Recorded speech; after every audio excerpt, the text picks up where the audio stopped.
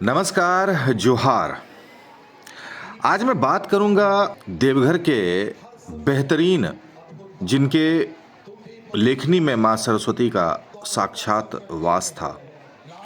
जी हाँ, मैं बात करूंगा राम शंकर मिश्र पंकज जी की, जिनका जन्म गणेश चतुर्थी के दिन 1937 ईस्वी में हुआ था और बैद्यनाथ धाम की धरती पर ही इनका जन्म हुआ था। इनकी कई कविताएं, कई गज़लें हम सबों ने सुनी है और देवघर के ही एक युवा लेखक हिमांशु झा के द्वारा एक बहुत ही बेहतरीन पहल की गई है। ये फिर से पुनः इसकी प्रस्तुति की गई है, जो पूरी बुक्स, जितने भी उनके कविता वगैरह थे, गज़ल थे, जो इधर उधर हो गए थे, फट गए थे, बहुत सारी चीज़ें थी, उन सभी चीज़ों को उन्होंने एकत्रित किया।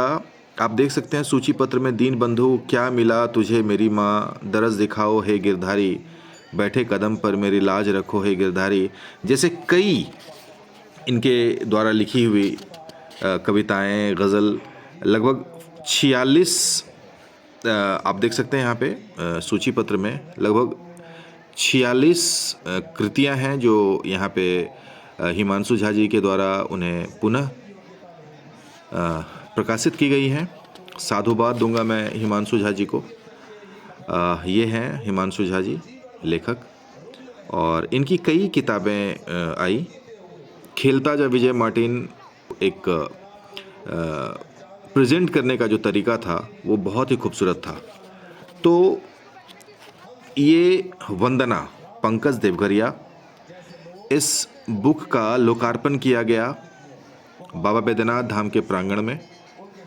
तो इससे जुड़ी हुई जो भी बातें हैं मैं आपके समक्ष लाने की कोशिश करता हूं और हिमांशु झा से भी बात करते हैं कि आखिर उनके अंदर ये बात कहाँ से आई, उनके अंदर ये विचार कहाँ से आया कि फिर से इसको संजोया जाए और जो कविताएं, गज़लें इधर उधर बिखर गई थी उनको समेट के उसे वापस एक पुस्तक का रूप प्रदान किया जाए। आइए चलते हैं मंदिर की ओर।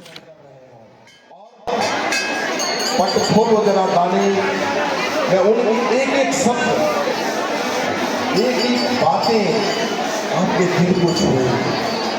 बच्चे जो बिगड़ते हैं हर दोष है गार्जियन का, चंदन वन सर्पों से घिरा क्या दोष है चंदन का।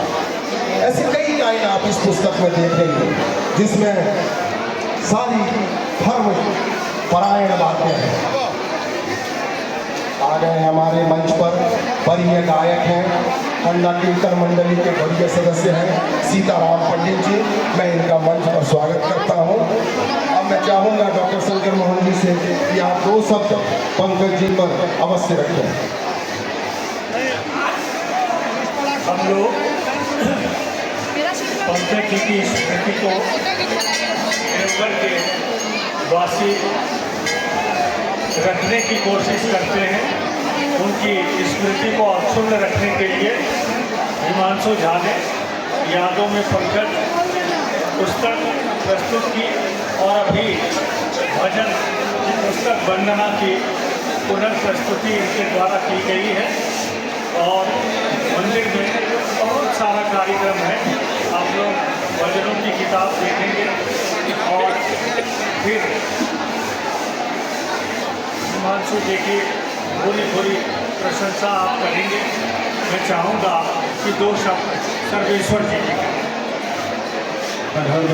आदरणीय मन, मैं पंकज जी की पुस्तक का पुनर्मुद्रण, पुनर्प्रकाशन, पुनर्संपादन के लिए हिमांशु जी और निपट से डॉक्टर शंकर मोहन झा जी को अशेष बधाइयाँ और साधुवाद देता हूँ और आप सभी इनका आनंद लीजिए और पंकज जी को यादों में जिंदा। अध्यक्ष महोदय, बैद्यनाथ खंडा कीर्तन मंडली, यहाँ पे सुरेश मिश्र जी सचिव और महासचिव हमारे विनोद कुमारी जी, भोलानाथ बलियासे जी, सीताराम पंडित जी, सबसे मैं यह आग्रह करूंगा कि आप आगे आए। ये एक स्मृति चिन्ह है इस मंडली को भारतीय साहित्य परिषद की ओर से। यह कोई मामूली कार्य नहीं है। इस मास व्यापी संकल्प को पूर्ण करने में समिति न सिर्फ अपने तन मन धन समर्पण 2 महीना पहले लेके आते हैं और 20 दिन बाद तक उसकी पूर्ण व्यवस्था को संपूर्णता के साथ संपन्न करने का सुअवसर को जीते हैं। इस हरिहर मिलन के स्थल पर हरिनाम का ये अखंड ज्योत जब जलाता है पंडा बैद्यनाथ कीर्तन मंडली और देश के चुनिंदे कलाकार साजिंदे आते हैं। मैं चाहूंगा कि डॉक्टर शंकर मोहन जी, डॉक्टर शंकर नाथ जी, सर्वेश्वर जतवानी जी, यह स्मृति चिन्ह प्रवीण चरण द्वारी जी, यह स्मृति चिन्ह पंडा बैद्यनाथ कीर्तन मंडली को समर्पित करके मैं हर्षित हूँ। सबसे पहले मैं इस साहित्य परिषद पूरी कमेटी के प्रति आभार व्यक्त करता हूँ, क्योंकि पंकज जी आज भले हमारे बीच नहीं हो, लेकिन उनकी अमर रचना आज भी हमारे कीर्तन मंडली में है, गाया जाता है और गाते रहेंगे हम लोग। हिमांशु जी, जिनका अथक परिश्रम, लगन, निष्ठा और समर्पण, इसका मैं सैल्यूट करता हूँ। इन्होंने बहुत ही मेहनत से जो सहयोग मिला, हम लोग बचपन से देखते आए थे, उनमें सर्वश्रेष्ठ कार्यकर्ता हैं डॉक्टर शंकर मोहन झा जी। हम लोगों ने बचपन से ही देखा है, बहुत सहयोग इन्होंने किया उनको, क्योंकि एक प्रसिद्ध साहित्यकार है और उनका जो लगन था गीत रचना की, उस पर उन्होंने भी जोर दिया और वो देश के कोने कोने तक विख्यात हुए। मैं पुनः इस परिषद को श्री बैद्यनाथ पंडा कीर्तन मंडली की ओर से आभार व्यक्त करते हुए धन्यवाद देता हूँ। जय बाबा। पंडा कीर्तन मंडली के मशहूर गायक, मैं कहता हूँ बाबा धाम में पंकज के भजनों को बहुत लोकप्रियता से गाते थे। स्वर्गीय गैरालाल बलियासे जी के पुत्र हैं। पंकज जी द्वारा रचित ही 2 लाइन। इधर उधर क्या भटक रहा रे मूर्ख नादान, इस देहरी पर लाकर धर जा अपना हर अरमान। ना नैवेद्य ना पुष्प चाहिए, सिर्फ जोड़ ले हाथ, सिंधु तक को भरने वाला है यह बैद्यनाथ। जय हो। आप में से बहुतों ने पंकज जी को देखा नहीं होगा, सुना नहीं होगा। 65 से 75 तक का दशक उनका युग था, पंकज युग था यहाँ। और जैसे एक पंक्ति में कहना चाहूँगा, जिन्होंने पंकज जी को नहीं सुना उन्होंने बहुत कुछ मिस किया। उनको जीवन सुनने का एक आनंद, उन्होंने तो एक आंदोलन ला दिया था 65 के आंदोलन के समय में उनकी आवाज़ थी। राम शंकर मिश्र उर्फ पंकज जी, इनके बारे में तो जो भी देवघर में हैं उनको पता है भाई कि इनके अंदर में क्या क्वालिटी थी और इनकी लेखनी कैसी थी। कैसे विचार आया आपके दिमाग में कि इसको फिर से इसका मतलब जीर्णोद्धार किया जाए या फिर से एक दूसरी प्रति निकाली जाए, तो बताएं कैसे इस ओर आपके ये कदम। सबसे पहले मैं आज से 6-7 साल पहले इन पर एक कविता लिखी। मैंने खुद एक फूल पत्थर सा देखा इस शहर में।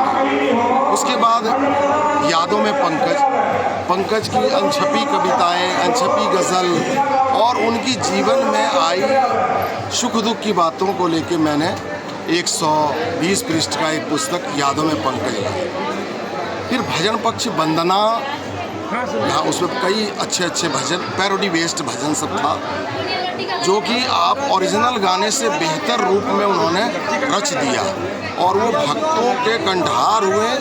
और यहाँ के जितने भी गायक भजन गायक हैं, कोई ना कोई हर भजन को अभी तक गा रहा है, जी रहा है। खासकर यहाँ की कीर्तन मंडलियाँ, कोई भी कीर्तन मंडलियाँ ऐसी नहीं है जो कि उनके भजनों को ना गाता। इसमें वंदना की मूल 27 भजनों के अलावा कुल 46 भजनों को शामिल किया गया है, जो ज़रूर गाने वालों को तो अवश्य पसंद आएगा। पुरानी फटी चिटी कागजातों से फ़ोटो, उसके बाद उसका पूर्ण प्रस्तुति मैंने किया है। कुछ त्रुटि की बात हो सकती है, शब्दों का अंतर हो सकता है। बाकी बाबा बैद्यनाथ की नगरी में पंकज पर जितना भी काम हो वो कम है।